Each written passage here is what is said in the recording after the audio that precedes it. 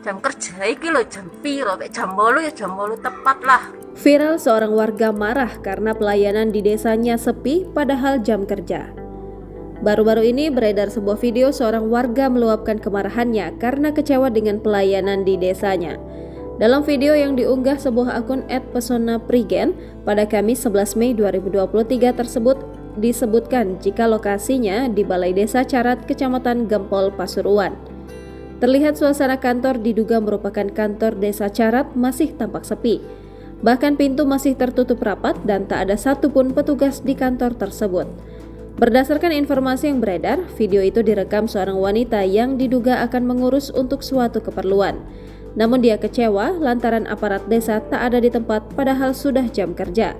Dalam video berdurasi 31 detik itu, si perekam menyebut dirinya tiba di kantor desa sekitar pukul 8.30 waktu Indonesia Barat. Sontak dirinya pun ngomel-ngomel lantaran aparat desa tidak disiplin dalam memberikan pelayanan kepada warganya. Lah iya, jam 8:30 wis durung buka Balai Desa opo iki? Jam kerja iki lho jam piro? Jam 8 ya jam 8 tepat lah. Siji wong ae gak ono blas. Ngene njaluk maju desane.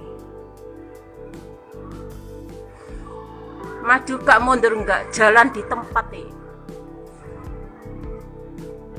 Masa kudu di viral dhisik baru dibenahi.